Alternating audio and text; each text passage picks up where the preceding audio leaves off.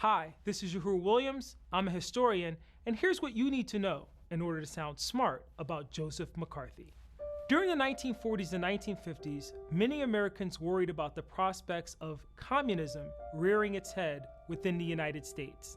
Republican Senator Joseph McCarthy from Wisconsin was one of the key political figures to capitalize on these fears. In 1950, he gave a salacious speech in Wheeling, West Virginia, in which he claimed to have evidence of 250 communists active in the United States Department of State. Despite the lack of evidence corroborating McCarthy's claims, he nevertheless continued to captivate the American public for the next 5 years.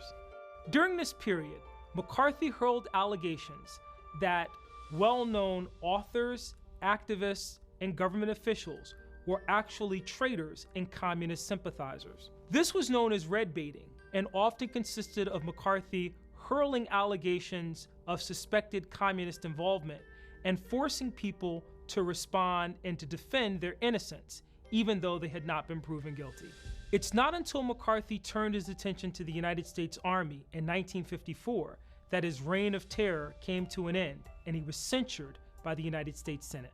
The American people were treated to the full terror of McCarthyism after the Army hearings were televised. In an infamous exchange during those televised hearings, in which McCarthy attacked a young Army officer, the Army's chief counsel thundered at the senator, "Have you no sense of decency, sir?" which encapsulated the turn against McCarthy in this period.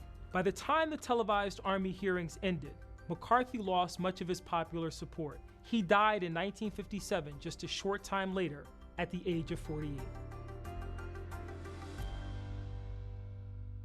Young people in large numbers came out and joined what became known as the Red Guards. These largely terroristic organizations were used to publicly humiliate, assault, and in some cases, even murder political enemies of Mao and the Communist Party.